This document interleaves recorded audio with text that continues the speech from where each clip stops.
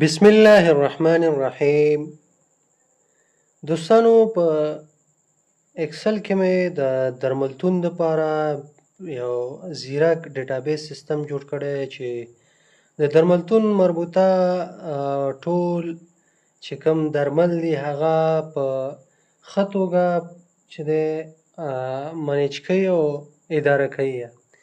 تاسې ګورئ دغه ډیټابیس په اړه تاسو ته معلومات درکوم.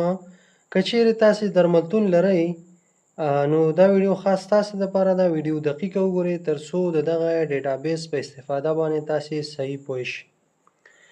دا ډیټابیس چې دی دا ډیشبورډ دی. ډیشبورډ کې موږ ته چې دی عمومي معلومات ښیي، موجوده سټاک ښیي، کم سټاک درمل، تاریخ تیرې درمل چې تاریخ یې لږ پاتې دی، ټول د نن ورځې پلور دی ټول ښیي، همدارنګه ټول اخیستل، ټوله ګټه دغه موږ ته ښیي. همداسې تاسې ګورئ چې کم تاوان دی، کومه خالص ګټه ده، هغه ټول موږ ته دا په ډیشبورډ کې ښیي. راځو دلته سټاک نه بلکې درمل نه موږ شروع کوو. درمل باندې به تاسې کلیک وکئ. کله چې په درمل کلیک وکئ، درمل کې ګورئ موږ سره درمل یا میډیسن شیټ دی، په دې کې موږ سره بارکوډ دی، ډرګ کوډ دی، همدارنګه شماره ده، د درمل نوم دی، واحد دی او شرکت چې دی دا اپشنل دی چې نوم لیکي یا نه لیکي مشکل نه لري. تاسې به چې دی خپل چې کوم درمل دي هغه به مکمل تاسې په دغه میډیسن یا درمل شیټ کې چې دی دې کې به تاسې ثبت کړئ. او بل خبره دا چې تاسې دې کې سکینر څخه استفاده کولی شئ. د اسانتیا پکې هم دا چې تاسې سکینر په واسطه کولی شئ دغه لیکل چې کوم دی دا سکینر په واسطه تاسې وکړئ. لومړی تاسې به چې کوم موجود درمل دي هغه به تاسې په دې شیټ کې ثبت کړئ. دغه کم چې سور رنګونه په هر شیټ کې تاسې ګورئ په هر کالم کې، دې سره به تاسې کار نه لري. دا چې د خپله اتومات اجرا کیږي، فارمولې پکې لګېدلي اتومات اجرا کیږي. زه به تاسې ته یو مثال درکړم. فرضاً دلته ته چې دی یو کم درمل چې دی هغه اضافه کې، نو ته به چې دی شروع کې د درمل نوم نه په کوډ، شماره او بارکوډ کې به یې نه لیکي. دلته به صرف چې دی د درمل نوم او واحد به ولیکي. فرضاً زه دلته چې دی لیکم دا پرستامول لیکم، خو دا 500 دی. فرض مثال زه 2500 لیکم.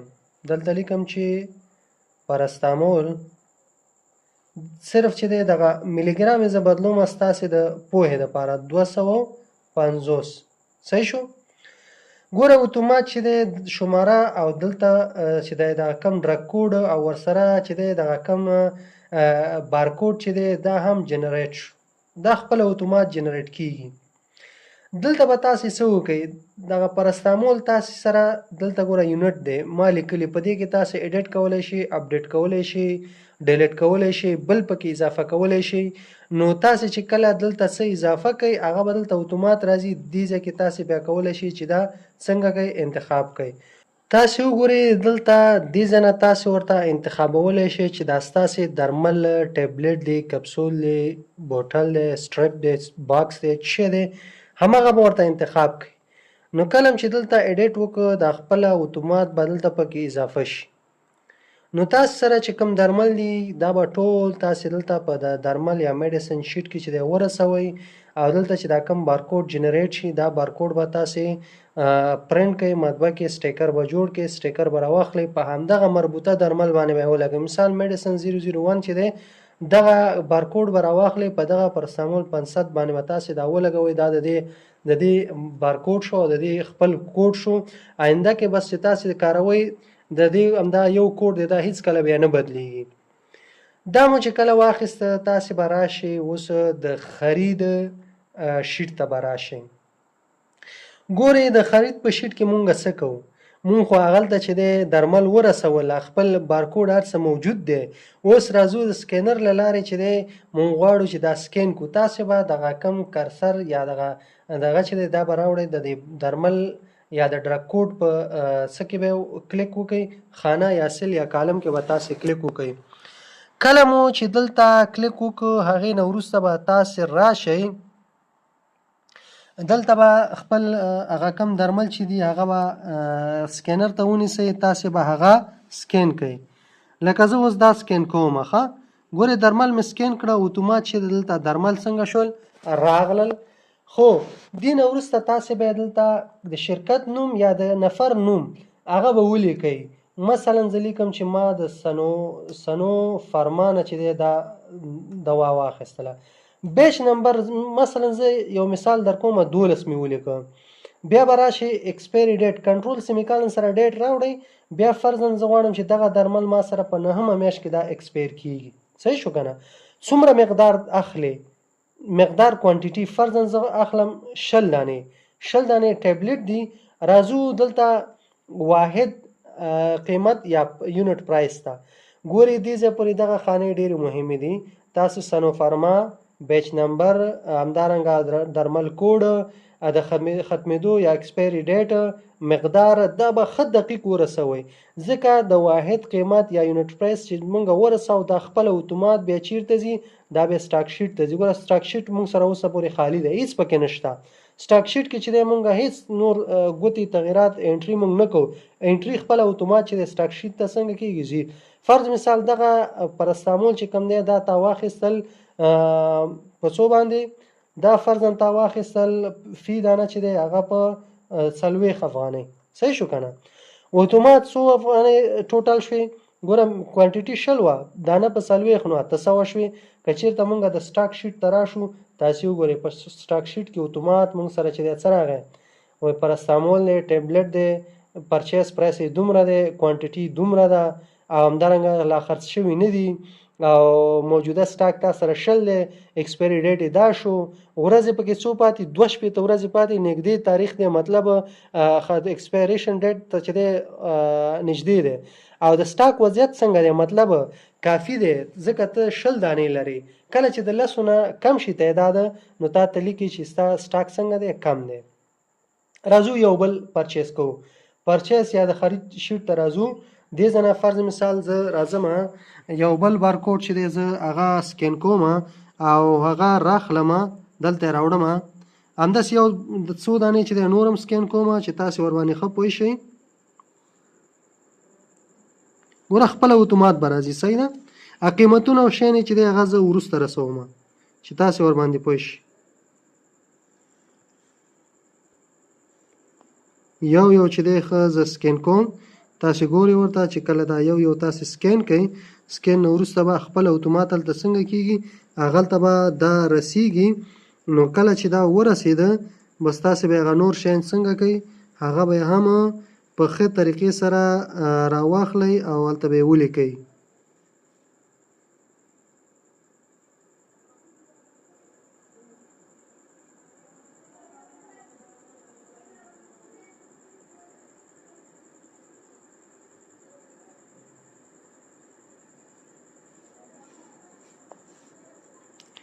دا څو دانې چې دی دا مونږه سکین کړه. صحیح شو؟ دې باندې تاسې پوه شوئ چې دا مونږه سکین کړه. اوس راځو د دې بیچ نمبر یې زه لیکم، د هر یوه بیچ نمبر یې لیکو. فرض مثال د دې بیچ نمبر دومره دی، د دې چې دی دومره دی، د دې بل فرضاً دومره دی. دا مې هسې اټکلي ډول ولیکله، تاسې به یې صحیح بیچ نمبر په هغه پیک باندې ګورئ، په هغه کاغذ باندې ګورئ، هغه بیا لیکئ. راځو د دې ایکسپایر ډیټ مې چې دی دا ولیکه. فرضاً د دې چې دی زه ایکسپایر ډیټ دې چې دی فرضاً د 1 کوم، زه دا ایکسپایریشن ته نږدې دغه کوم چې تاسې ورباندې پوه شئ. همدارنګه دا به زه نور هم داسې سلیکټ به یې کړو ټول، کنټرول سیمیکالن سره به ډیټ راوړو، کنټرول انټر به یې کړو. اوس به زه دا ډیټ څنګه کړم، تغییر کړم. فرضاً دې کې چې دی زه لږې ورځې اچوم دومره، فرضاً دا چې دی دا به کوو 11مه میاشت، فرضاً دا چې دی زه کوم مثلا 12مه میاشت، فرضاً دې ته زه دا 20 کال راوړم او دې ته هم 20 کاله، او ورسره چې دی میاشت فرضاً دا 4مه.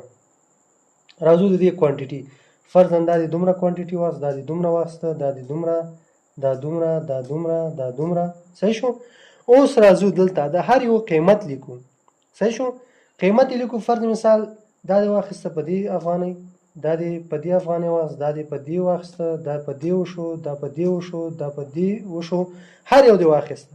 ګورې دا ټول قیمت دلته پیسې راغلي، دا ته وصول کې فرض مثال همدې کس ته دا پیسې ته وصول کې ټوټل 800 افغانۍ دي. فرضاً تا اوس فعلا چې د 600 ورکړي اوګرۍ د پاتې شوه څو 200. آینده کې چې بیا دا راغی ته دا کولی شي چې سرچ کې په نوم باندې یا په شماره باندې فرض مثال شماره چې دغه دا نفر څوک دی یا نمونه به دې لیکلي هغه نمونو په اساس هم سرچ کولی شي او د شمارې په اساس هم سرچ کولی شي. صحیح شو.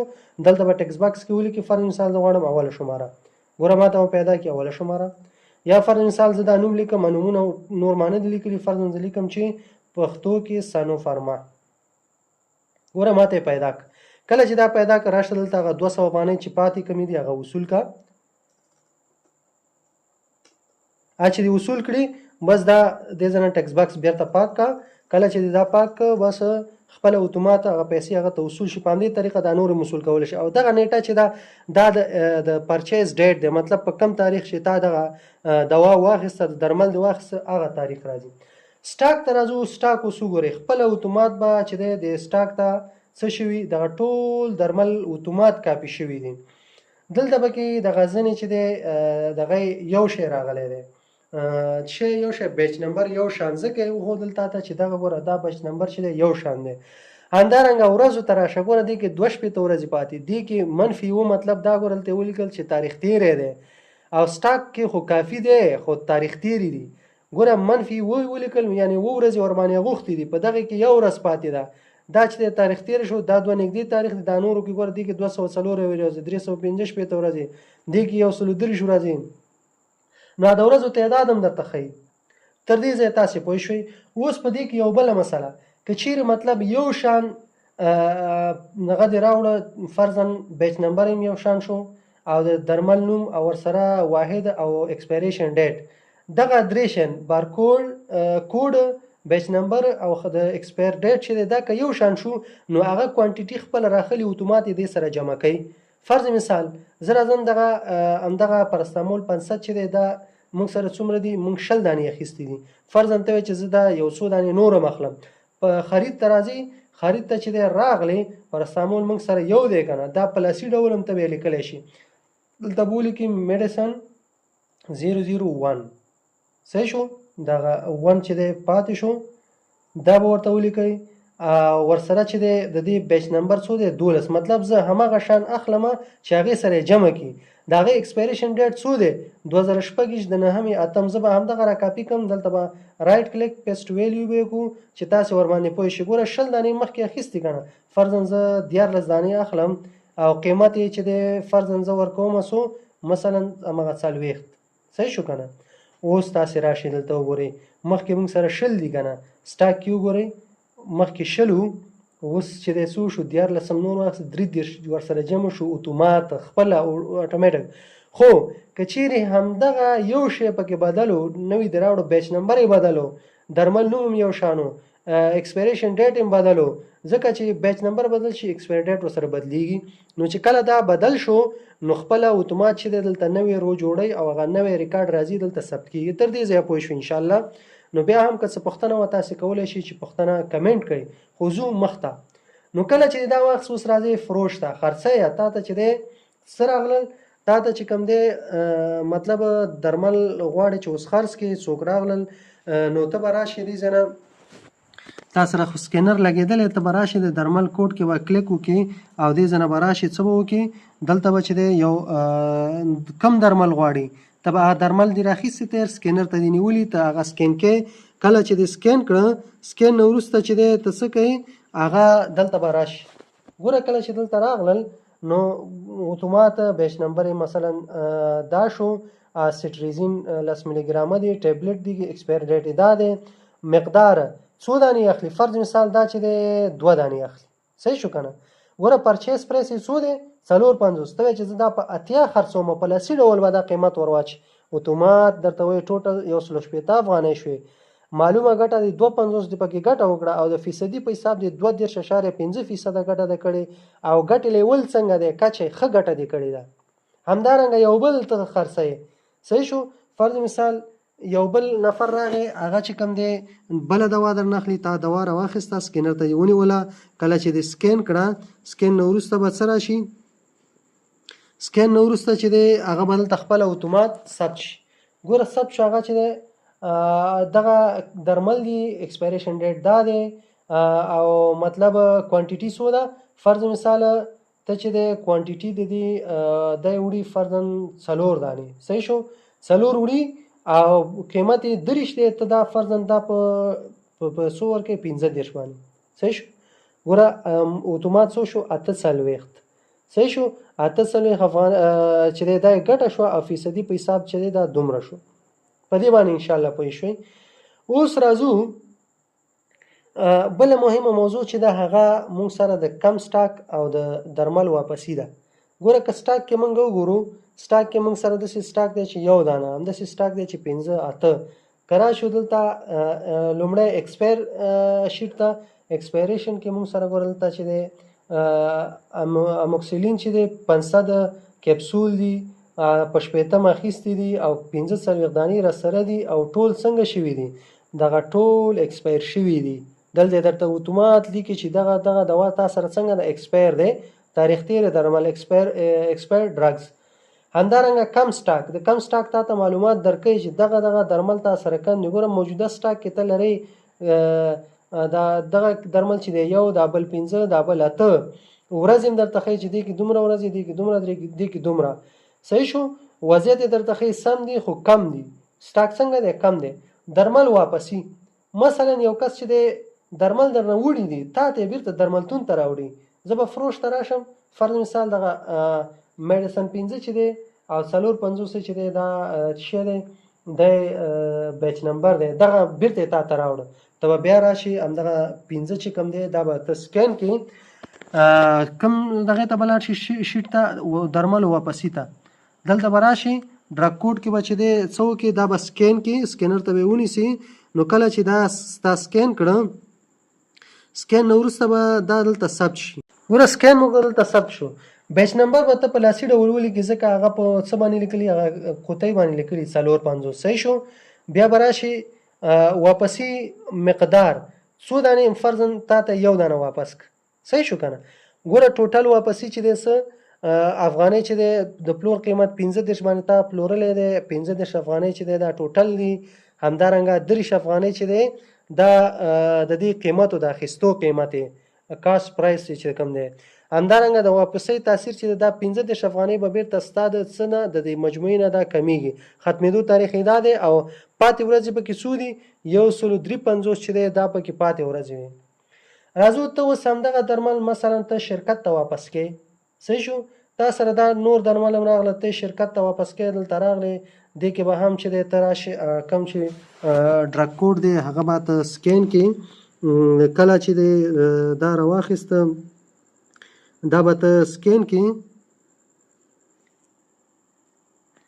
سکین نه وروسته چې دی بیچ نمبر به ولیکي فرض مثال دا 450 ما سره څه دی بیچ نمبر دی همدارنګه واپسی مقدار فرضاً زه غواړم چې دا یو دانه واپس کړم صحیح شو ګوره 30 چې دی قیمت شو ټول ټالم 30 دی او په دې تاریخ باندې چې دی د ایکسپایر ډیټ دی او دلته چې دی واپسی ریزن هم پکې شته ته ورته واپسی ریزن چې دی ته سلیکې فرض مثال تاریخ تیر دی خراب درمل دی غلط درمل دی ډیر دی اخیستی یا نور څه مسله ده فرض مثال ته چې دا غلط درملو صحیح شو کنه واپس شوی دی غلط درملو دا واپس شو دا دی واپس کړه په دې باندې هم پوه شي اوس راځو ګورئ که ډیشبورډ ته مونږ راشو جنرال ډیشبورډ کې مونږ ته ښیي موجوده سټاک ته 158 لري کم سټاک 3 دانې تاریخ تیر درمل در سره یو دی نږدې تاریخ ته 2 دی ټول پلور دی کړی 300 افغانۍ اخیستل دی کړي 2802 افغانۍ ټوله ګټه چې دا 100 افغانۍ ده درملتون ته چې واپس شوي یو دانه او شرکت ته چې واپس شوي هغه هم یو دانه دی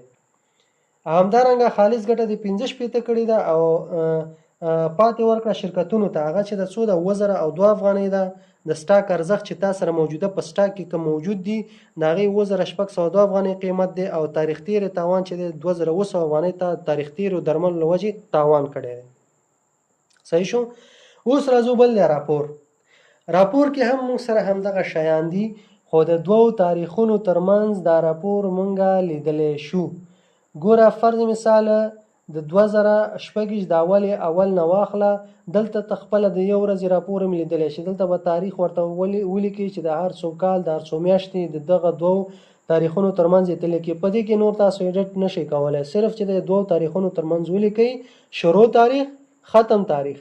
نو هغه ټول چې کوم معلومات دي تا ته به درکوي. ګوره په دغې دوو تاریخونو ترمنځ ټول عاید چې دی 300 افغانۍ دی، ټول لګښت 200 افغانۍ دی، ناخالصه ګټه 100 افغانۍ ده، د ګټې تناسب 33.3% دی.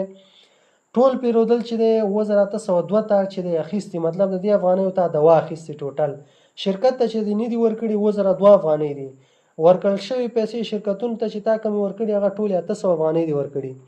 د سټاک ارزښت یې 2602 دی چې تا سره موجوده کومه دواخانه کې درمل موجود دي. د پیرودونکو واپسې چې تا ته کم پیرودونکو واپس کړي هغه 15 افغانۍ دوای تا ته واپس کړي. د واپسۍ اغېز چې دا په ګټه باندې 15 افغانۍ دی. واپسې شرکت ته 30 افغانۍ تا شرکت ته واپس کړي دي. تاریخ تیرې تاوان چې دی هغه چې مطلب کوم ایکسپایر شوي دي هغه 2700 افغانۍ دي. همدارنګه وروستۍ خالصه ګټه چې ده 15 افغانۍ تا څنګه کړي ګټه کړې ده. په دې باندې تاسو پوه شئ انشاءالله. نو که څه پوښتنه هم لرله په دې اړه د درملتون د ډیټابیس په اړه تاسو به کمنټ وکړئ او د دغه ډیټابیس ترلاسه کولو لپاره چې دی موږ سره په دغه واتساپ شمیره باندې اړیکه ونیسئ ترڅو تاسو دغه ډیټابیس ترلاسه کړئ.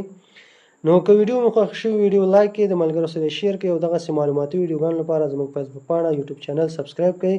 مننه، خوشحاله اوسئ. السلام علیکم ورحمت الله.